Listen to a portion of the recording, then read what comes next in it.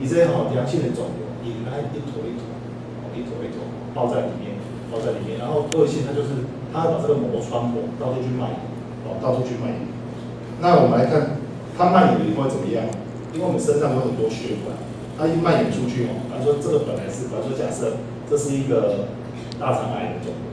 伊把这基底膜剪破，破掉以后，伊这癌细胞照入肺经来对，所以肺经里面乌耶到处都是癌细胞。然后它就沿着这个血液到处去蔓延，然后长到，比如说它跑到肺部里面去、肝脏去，或者是骨骼去，这就是癌症的蔓延。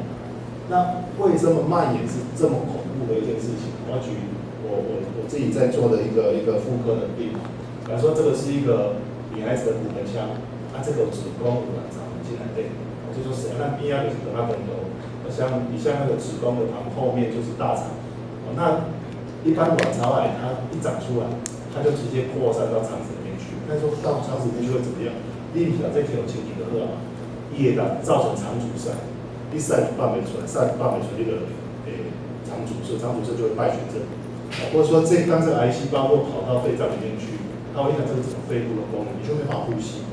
所以癌症在恐怖是因为它的蔓延造成其他器官的损伤而去杀死。我想。癌症的恐怖在这个地方。那正常的细胞怎么变癌细胞？主要就是致癌因子。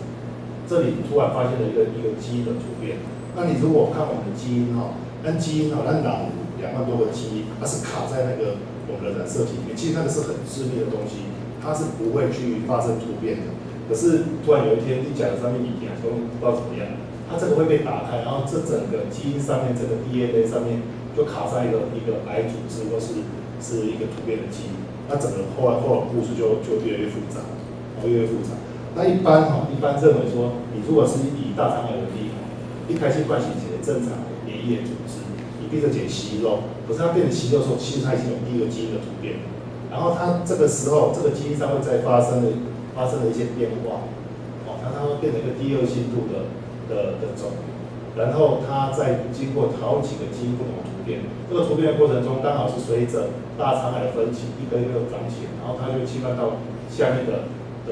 淋巴血管，然后就跑出去，就大概就是整个。所以其实癌症也发走起过来基因的突变，那我们一般在临床上，在专业上，这些东西现在基因都活化，你是大概就很难再去做预防。所以很多病人其实癌症病人，你帮他开完刀都做到一定的程度以后，他会定一个问题，这个蛮，因为我们结果就简单的讲，其实我医疗但你生命也要卖讲，其实你从专业角度你在不吃这种东西都来不及，因为那些基因都已经发生突变，所以我是认为说这种你要从饮食去改变，从生活习惯改变，应该提早在更早，不是说发病大概是说。我这种就该做就做，就听天由命后面那些，但是我们应该把这个预防是往前去提。那再来就是说，我们好，如果说很基本的癌症的观念大家了解了，那癌症怎么去治疗？癌症怎么治疗？其实癌症的治疗大概就这几种，手术或是说是给化学药剂、免疫疗法等等，能疗等等。那其实我认为说，大部分癌症只要是早期发现，那大概我们有统计过，大概7成到8成癌症是可以经过手术去治疗，除了少数癌症，比方说血癌，他们没办法做手术治疗。然后手术治疗第一步很重要，一定要把整个癌细胞清干净，清干净你就有希望。那我觉得台湾其实是一个很进步的国家，比几少个当进来，你讲你有癌症，你讲你去北医来讲你点啦，然后可能就经过一个手术就开完刀开始。这样啊，现在这种时代都过去了。只要在医学中心里面比方说像在成大医院里面，我今天看到的病人，他是一个癌症的病人，我主要帮他做治疗。我第一步我要写一个企划书，我想我当这个病人是点危机，那么做什么底，然后要在1个礼拜之内要经过其他我们叫一个 review board， 就是一个跟你一样专业妇癌的医生，至少要5个到6个，大家赶快开会说，谁是有一个病人子宫颈癌第几期，我想要来底大家有同意，大家都同意，我才去帮他做手术。只要一个人不同意，或是认为说你这个治疗有问题，你就要把这个治疗停下来。你开刀了，病理报告出来了，要不要做后续的治疗？要后续的治疗，你再报告一次，不需要后续的治疗，就停下来。但是，上尾边我讲，应该在这电疗，上来在这化疗，但是有的医生跟我说不行，他不需要，你就要再答辩，看公理法院要答辩。所以其实我认为说，在癌症的病患里面其实在台湾的照顾其实有一定的水准。那上次那个张立熙教授邀请我去邮局总局演讲里面有一个员工问我一个问题，但是说仪器这病医如果不是在这个癌症的规范，他有没有受到这个保障？其实是没有的，其实是没有的。所以我说，你去一个癌症的认证医院，他会经过很严格的去筛选你这 case 你要去报告，经过大家同意，大家去做治。所以其实对医生开都是差不多啦，因为大家都是一个合格医生嘛。后续的治疗其实不会差异，因为大家经过很多医生去认可。可是这个病人如果说他到一个不是癌症认可医院去，他就没有这些保障。这是台湾是一个很大的问题，一个很大的问题。所以这个法律怎么规范，我也不知道怎么。所以我常常就说，你现在在想，其实在想，国家起来讲一个新生出来真的是这个样子，真的是这个样子。这个所以变成民众，我是觉得说，因为大家做谁嘛，大家做谁。其实你说真的得了一个病，多听听意见，多听听意见。哪些医院是癌症的认可医院？这个医生是不是专门在治疗癌症医生？其实都用上网找得到，都找得到。所以其实就是不急啊，你个不会差一简单，差不多差一简单。一般你如果这位研究现在讲你得癌症，2个月内治疗不会延误到病情，2个月之内去治疗绝对不会延误到病情。所以，但是癌症的第一步治疗非常非常重要那所以这个是大概，如果能够手术就算，我们还是要手术为主那第二个就是放射线治疗，大家就2条理论点疗比较当今点疗真的是就乱点一通，就是焦土政策。然后说这一个就像焦土，就是说一个放射线就把整个地方都毁掉了，癌细胞也杀死，正常细胞都杀死。可是现在都不一样，现在整个电脑定位都非常好，而且整个机器整个设备都非常，那个都非常昂贵的机器，都上亿的机器，所以大概现在的放射线治疗的效果也不错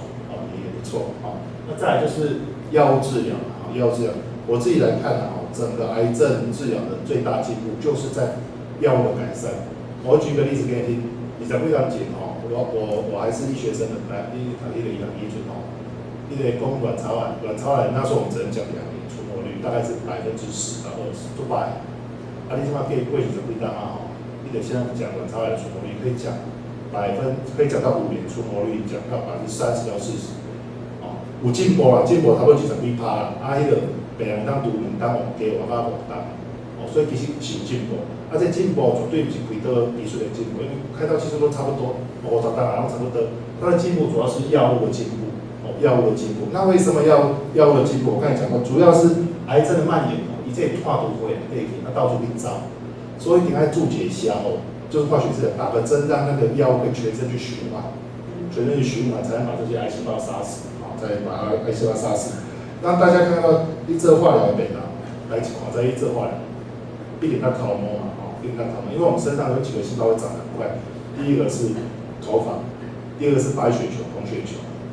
再来当然就是癌细胞。所以但这个药下去就是通杀了，比方那个专波瑞，现在就是你等于把一个人放在一个标靶上面，这个药进去，全部都去作用到，头发也掉，癌细胞也杀死。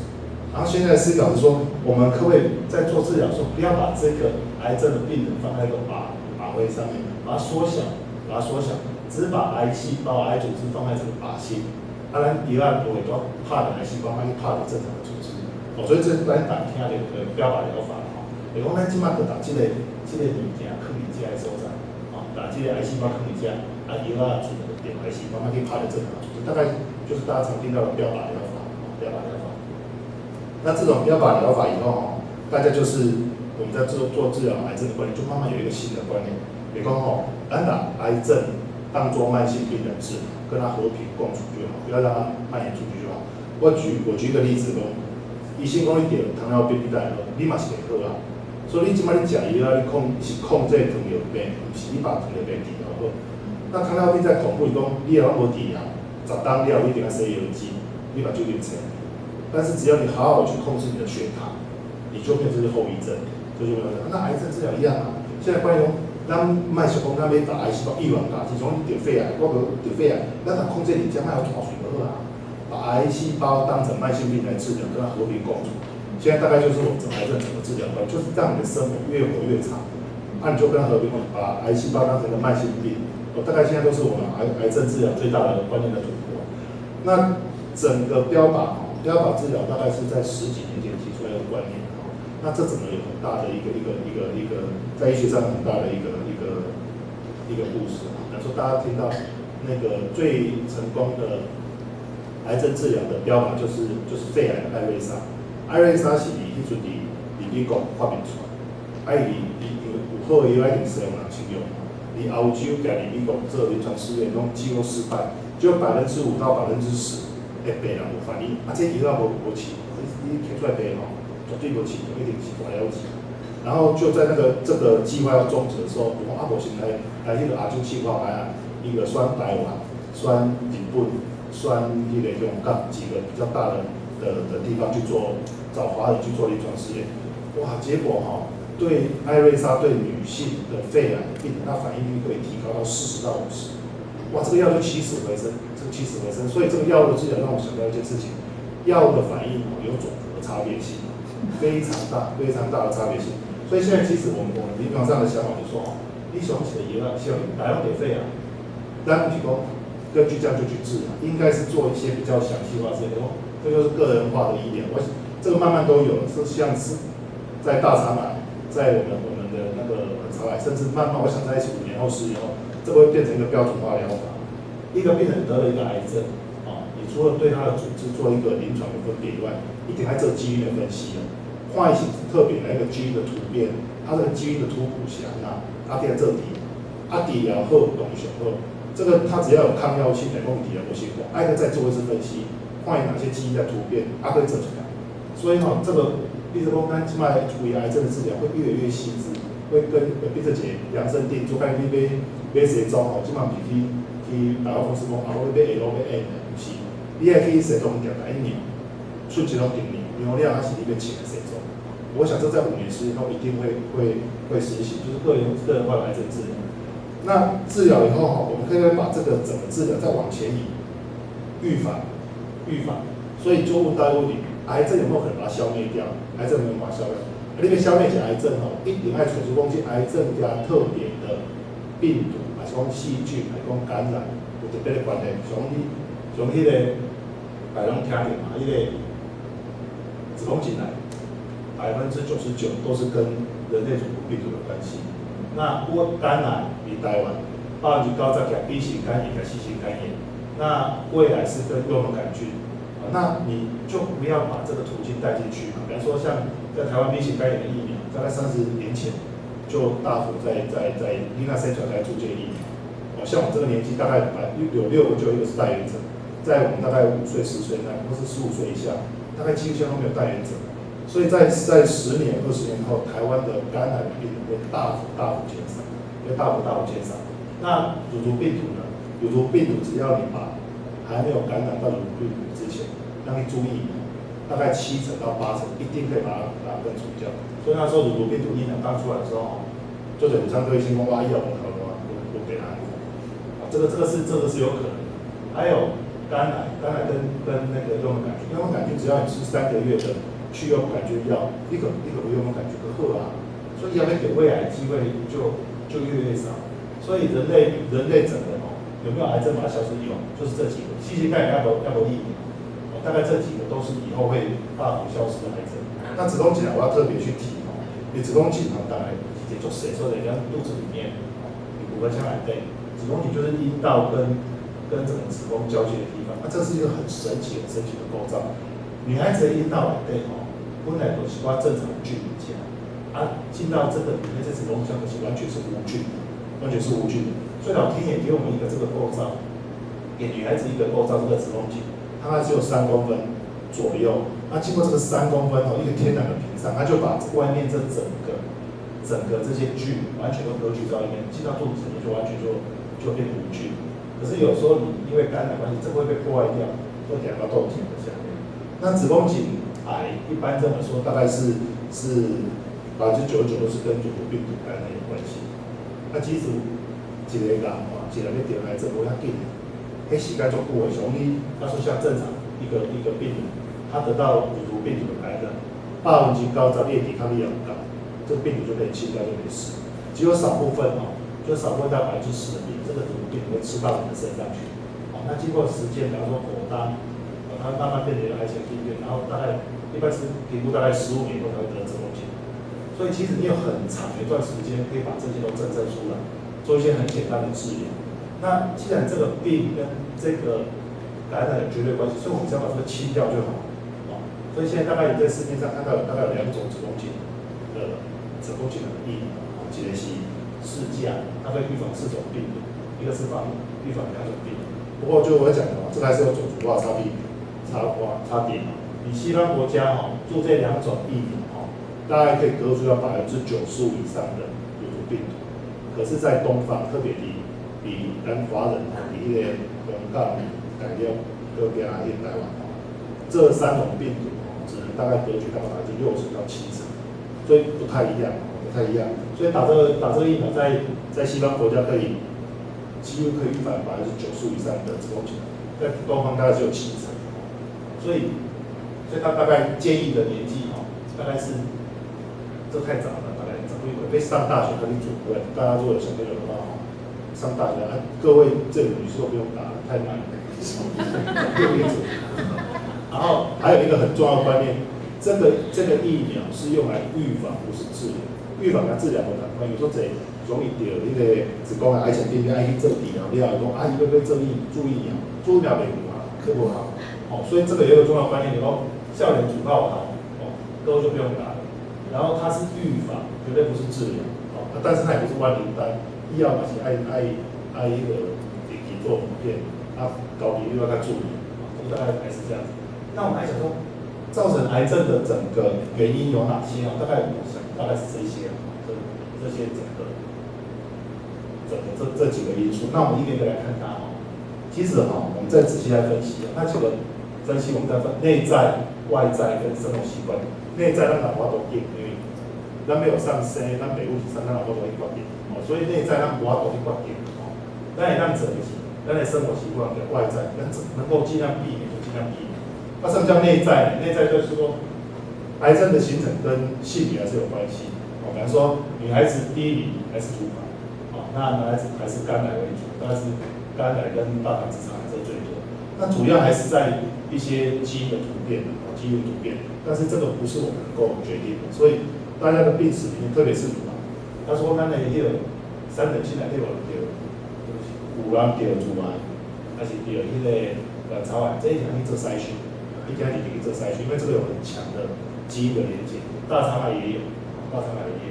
这个也不是我们可以改变的。那我们可以改变就是一些外在的因素，我们一定要知道说哪些外在因素我们能够尽量不要去碰，就不要去碰。比方说化学。还有物理跟生物因子，化学因子像烟酒，还有一些黄曲毒素，还有一些农药的残留，产生有进还有一些物理因素，比如说一些放射线，或是紫外线的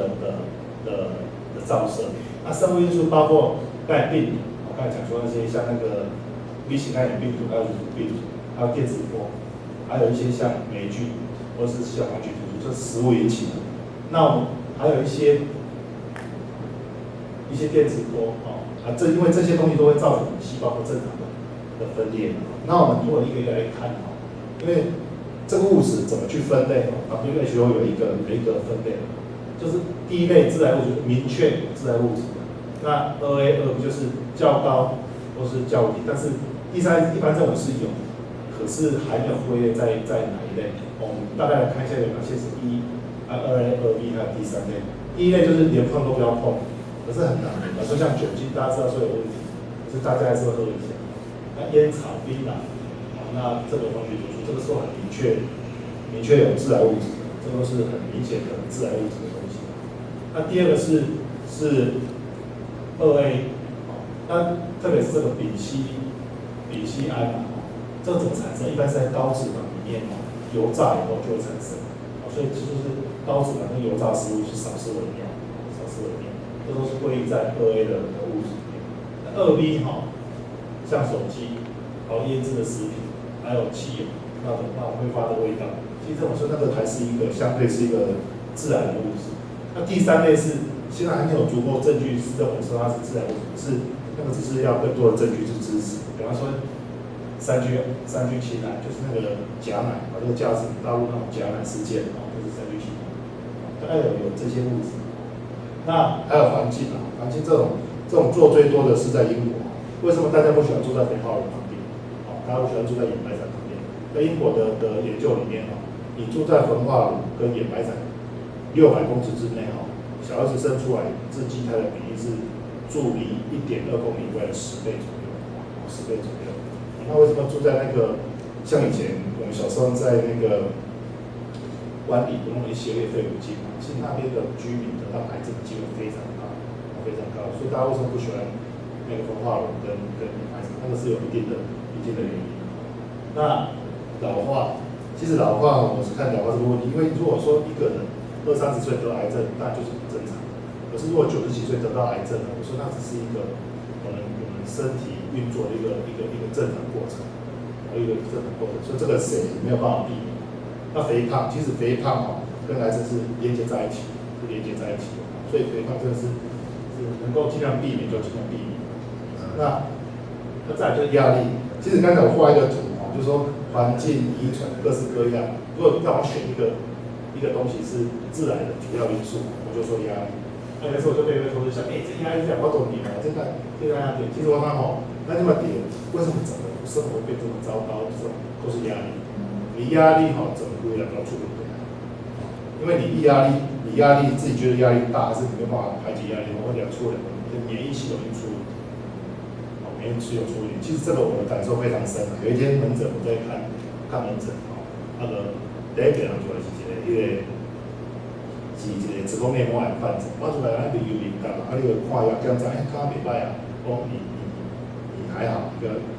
个检查无啥物件，无复发，伊就催我靠特别领药第二个是乳癌病啦，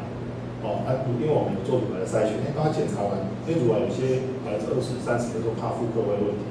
筛选检查有卵巢，检查子宫，那无我马上就不要紧，我半得了等，嘛是以前无啥做，无啥好。第三个是转诊来是一个卵巢癌患者，伊来规面目孔甲做伙安尼，我看他就很紧张，就紧张其实他都，你看遐艰苦，你嘛艰苦伊就看腰部就紧张起来讲30-40分钟，我把安抚出去。第四个病人出来是一个我60几岁子宫颈的连环架。其实这前4个病人拢无工作好，连细胞型无做，我是讲出来带一个有迄个第4个我上行落来，子宫颈的病。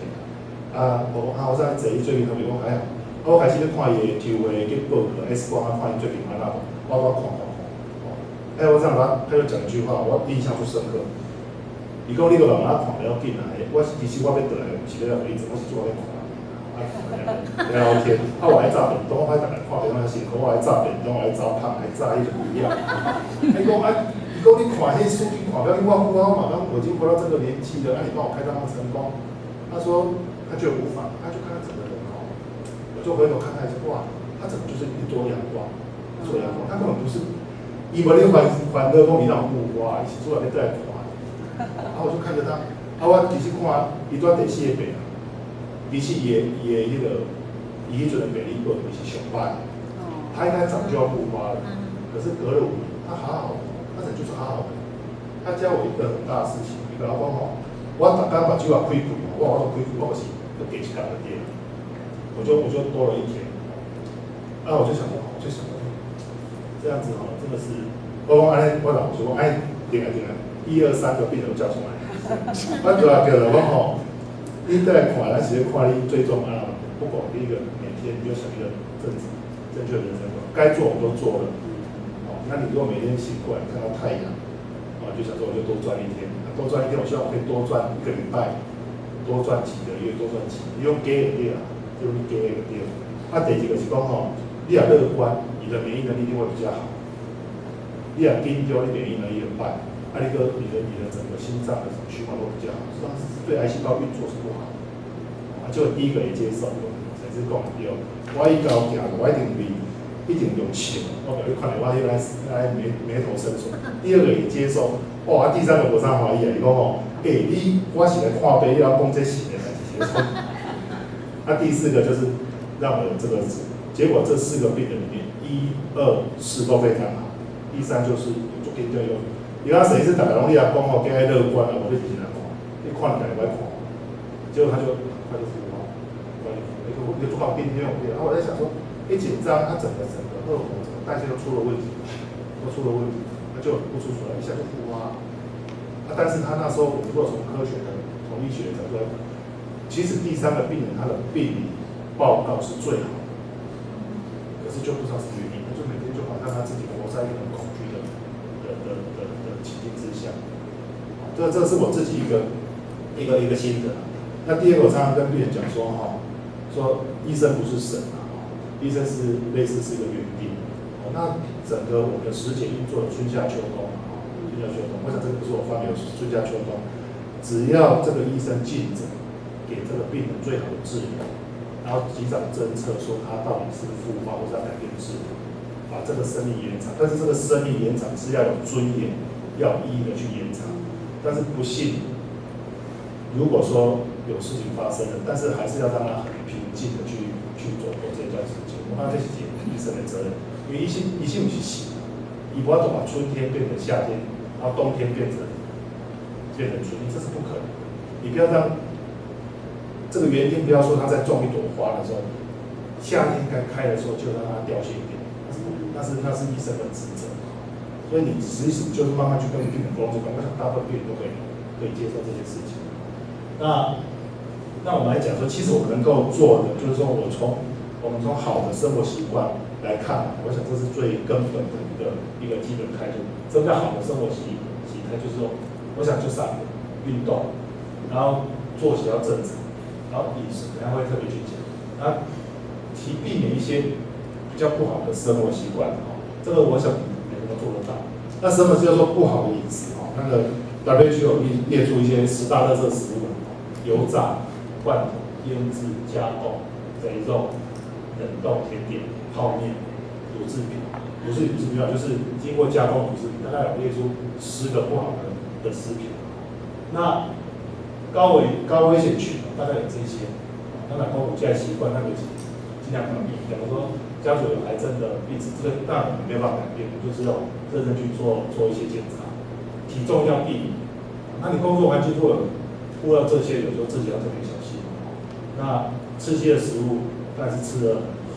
有一些快感，可是还是要尽量避免。腌制鱼一样，但是压力就在这边，可以在这里。那有没有办法及早发现一些病症？当然，不同癌症会列出不同的可能性，可是我这种还是很抓住困难。我举例，还是回到我专业的举例。他说，卵巢癌，那卵巢不是做谁？子宫卵巢做谁？按肚子里，那个是微不足道，一个卵巢差不多2公分、3公分的，很小很小。你把豆条就是原因那样，等它卵巢脱体啊，去做一个很难。所以每次一发现的时候，我抓会等它的东西。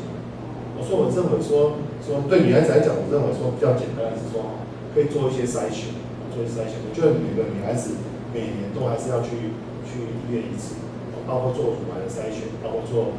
子宫颈癌，包括做那个卵巢癌的筛选。那现在那个我们健保，大家只要到医院去做这4大。